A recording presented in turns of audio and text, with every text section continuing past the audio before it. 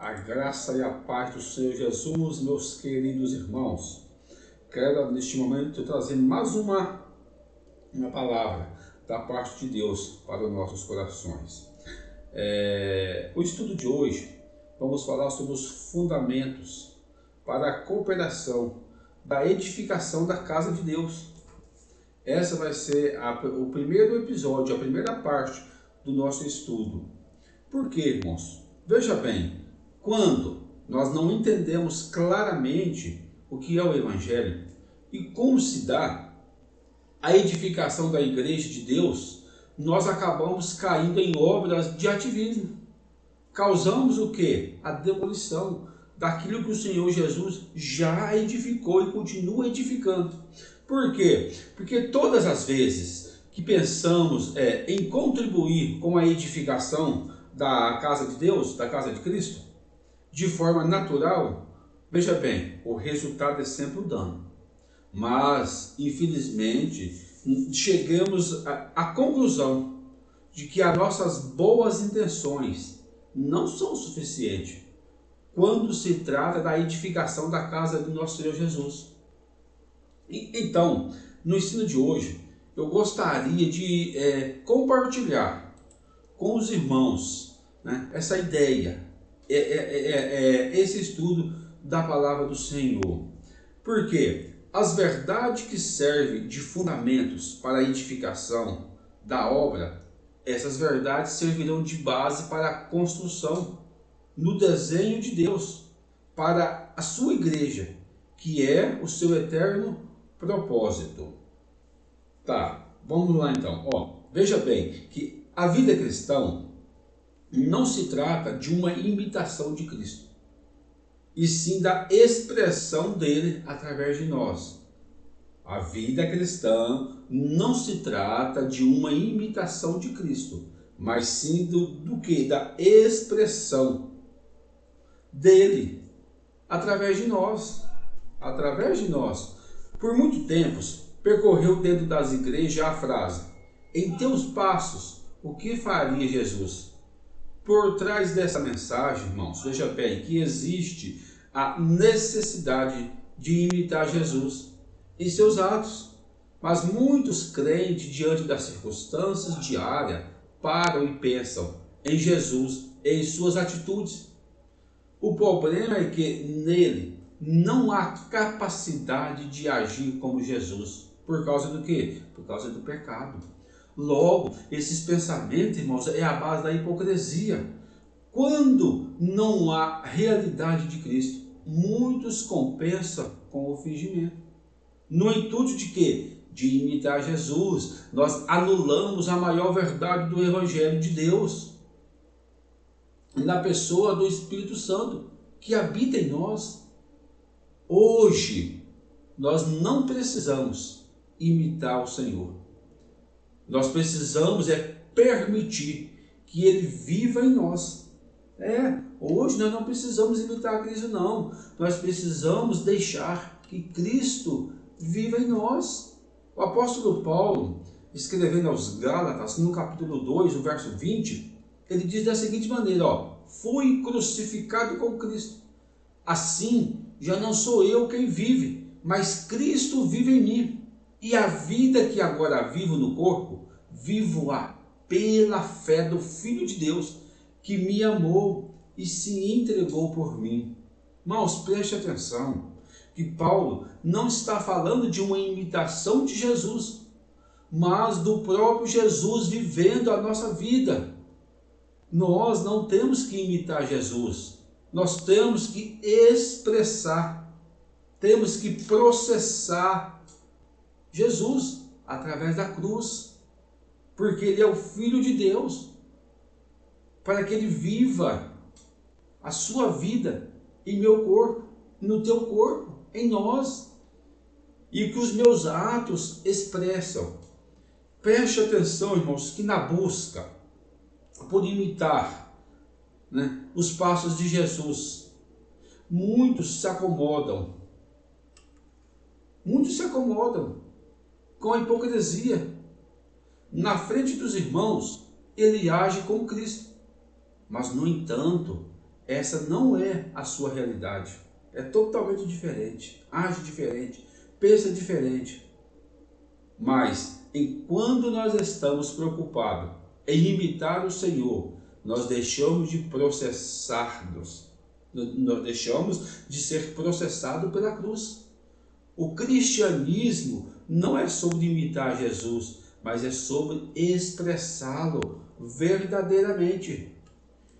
Infelizmente, muitos crentes não possuem a revelação do que é o Espírito, nem o Filho de Deus que veio habitar nos nossos corpos.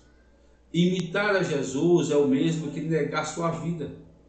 Não se trata de uma imitação de Cristo, irmãos, mas sim da expressão dele através de nós. É o que Paulo escreveu, que eu acabei de ler, capítulo 2, do verso 20 de Gálatas. Paulo fala: eu já fui crucificado com Cristo. Nós somos crucificados com Cristo.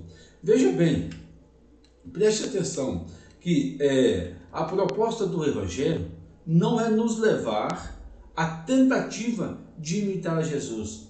Por quê? Porque nós somos incapazes, irmãos, de seguir os seus passos. O que nós precisamos é que ele viva a sua vida em nós. Mas para isso nós precisamos nos sujeitar ao processo da cruz, a fim de que não exista mais nada de nós, mas tudo de Cristo em nós, tudo do Senhor em nós.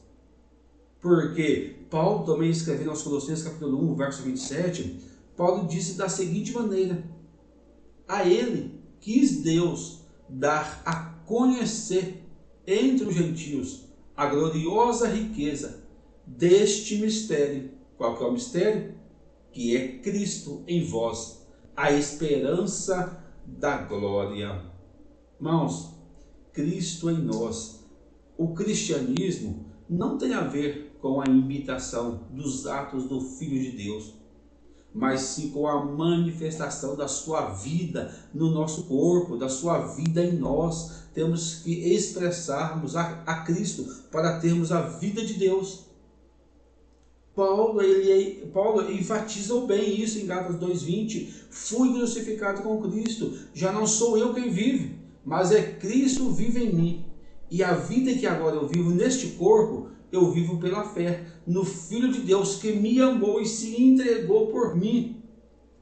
Preste atenção que tudo aquilo que é de Cristo era processado, era expressado através da vida de Paulo. Esse Jesus era conhecido por muito por causa do falar, do viver, do amar e da fé e da conduta expressa no apóstolo Paulo.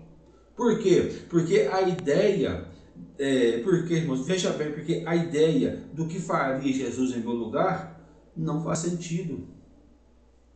Não faz nenhum sentido. Por quê? Porque aqueles que vivem verdadeiramente o Evangelho, porque na verdade é Cristo que está vivendo, como Paulo escreveu aos Filipenses capítulo 1, o verso de número 21, porque para mim o viver é Cristo e o morrer é lucro. O morrer é lucro, irmãos, e o viver tem que ser Cristo. Para nós que se dizemos cristão, o viver é Cristo.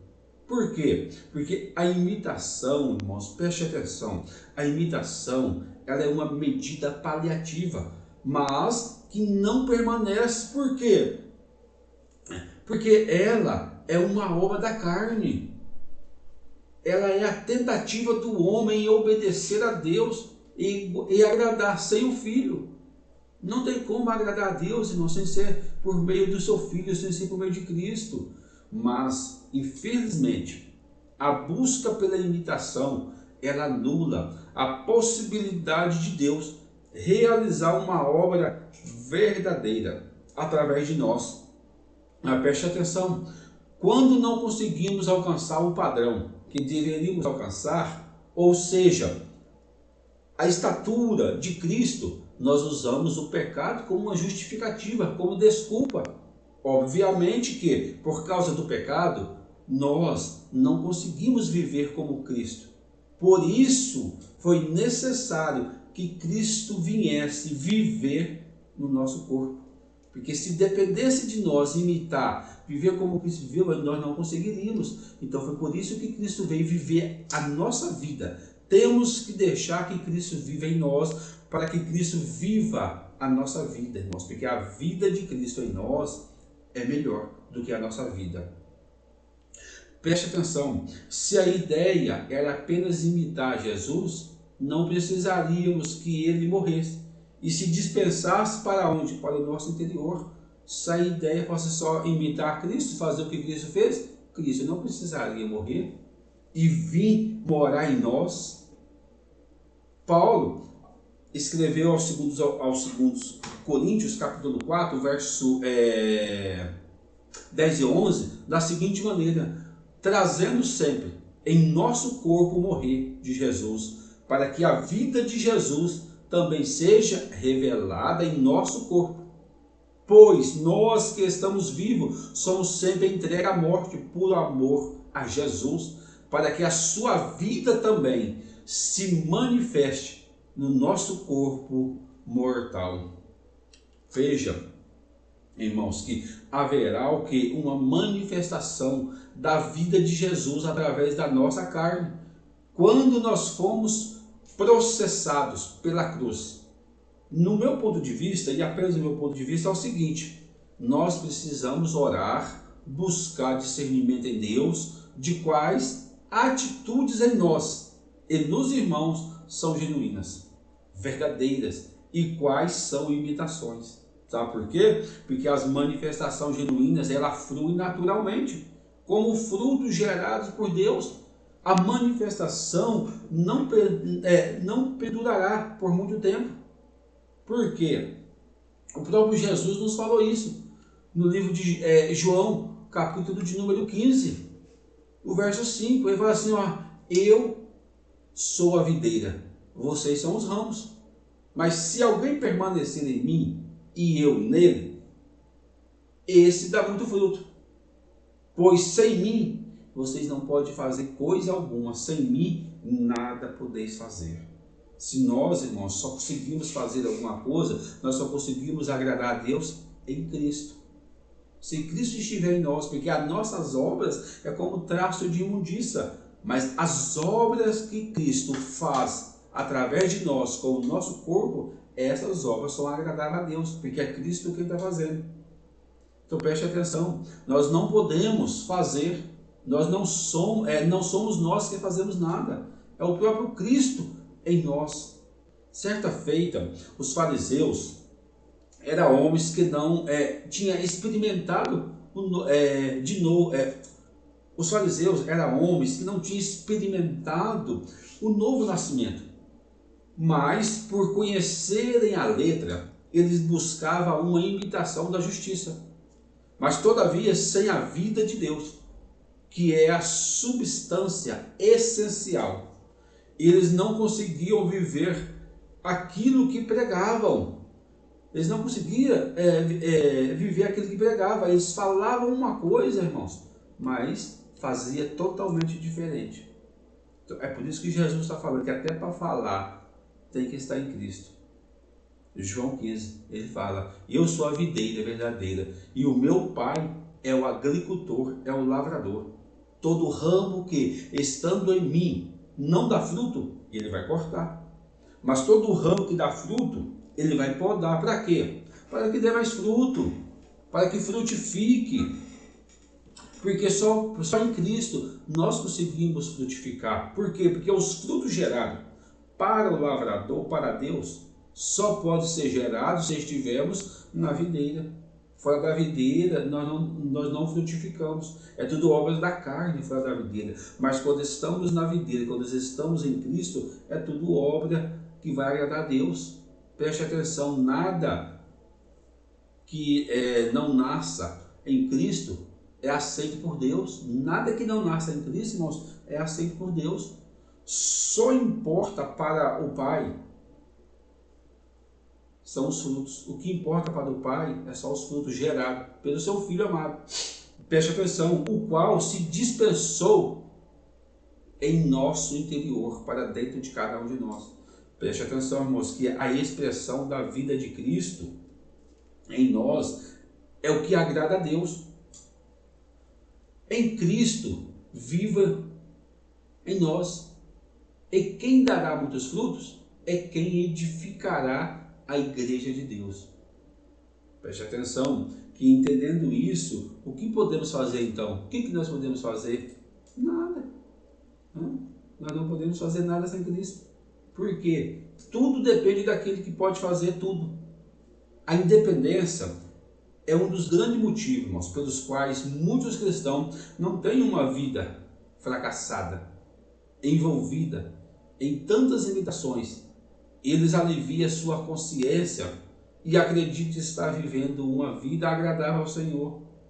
Mas preste atenção que a verdadeira espiritualidade não tem a ver com o comportamento, mas com a vida de Cristo em nós. Por quê, pastor? Porque, preste atenção, irmãos, o homem espiritual não é aquele que se comporta bem, mas o homem espiritual é aquele que foi processado pela cruz e deixou Cristo viver em seu corpo. Mas o que temos visto é o seguinte: erroneamente acreditamos que o homem espiritual é aquele que jejua muito, ora por várias horas sobre o monte, que se retira da vida em sociedade para consagrar a Deus. No entanto, as atividades espirituais não determinam se somos espiritual ou não. Não é isso que determina se somos espiritual ou não. Por quê? Porque em 1 Coríntios, capítulo 15, o verso 45, Paulo vai nos falar do homem natural e do homem espiritual. Ele fala assim, assim está escrito: o primeiro homem, Adão, tornou-se um ser vivente. E o último Adão, espírito vivificante. Não foi o espiritual que veio antes, que veio primeiro, mas foi o natural. Depois dele, o espiritual. O primeiro homem era pó da terra, o segundo homem do céu. Os quais são da terra são semelhantes ao homem terreno, e os que são do céu ao homem celestial. Assim como tivemos ou trazemos a imagem do homem terreno, assim também traremos a imagem do homem espiritual, que é Cristo Jesus. Então preste atenção que a espiritualidade é Cristo vivendo em nós. E em nós, eu e você, nós expressando em nossos atos diários. É expressado em nossos atos diários. Por quê? Porque, infelizmente, há homens que, por suas práticas espirituais, alimentam a carnalidade em seus corpos e se enchem de justiça própria. Que é o que, irmãos? Que é o amago da carne. A espiritualidade é trazer a imagem do homem celestial, que é o espírito vivificante. Mas preste atenção, obviamente que uma vez que Cristo vive em nós, certos comportamentos aparecerão naturalmente. Não são esses comportamentos que nos tornam espiritual. Não são esses que vão nos tornar espiritual, não. Porque certa feita, Jesus em João 14, 23, falando, Jesus vai responder da seguinte maneira: respondeu Jesus: se alguém me ama, guarda a minha palavra, e o meu Pai o amará, e nós viremos e a ele faremos nele morada, e nele faremos morada. Então preste atenção, ser espiritual é ter o Pai, que é o Espírito, e o Filho vivendo a sua vida através de nós, nossos corpos. Não tem a ver com o comportamento que temos. Na verdade é o seguinte: os comportamentos que são resultado da vida que está sendo vivida em nós. Não basta termos o quê? A aparência. Nós precisamos ter a aparência, mas temos que ter o quê? É a realidade. É a realidade que Cristo verdadeiramente está vivendo dentro de cada um de nós. Paulo, escrevendo aos Coríntios, também, capítulo 2, capítulo 3, verso 17, ele fala o seguinte, assim, ó, ora, o Senhor é o Espírito, e aonde está o Espírito do Senhor, ali a liberdade. Então, se Cristo está dentro de nós, nós temos a liberdade de manifestar, de demonstrar o nosso comportamento através de Cristo que está vivendo em nós. Porque a verdadeira espiritualidade não se mede por comportamentos, mas, irmãos, lamentavelmente, existem muitas expressões de falsa espiritualidade no meio da igreja. Homens que desejam o quê? A aparência de espiritual, sem expressar a vida de Deus. Mas preste atenção que o caminho para a verdadeira espiritualidade é o processamento da cruz. É estar crucificado com Cristo. É o que nos fará verdadeiramente homem espiritual em Cristo. Tudo que nós fizemos, preste atenção, tudo que nós fizemos antes da cruz não serve para absolutamente nada. Por quê, pastor? Porque é obra do velho homem. Não existe obra de Deus antes da cruz. Seja oração, seja jejum, seja a Bíblia, leitura bíblica. Antes da cruz, irmãos, nada tem serventia. Por quê? É fruto do velho homem. Mas preste atenção que a cruz é a separação entre a velha criação e a nova criação. Por isso nós precisamos estar o quê? Crucificado, para que a obra seja de quem? De Cristo.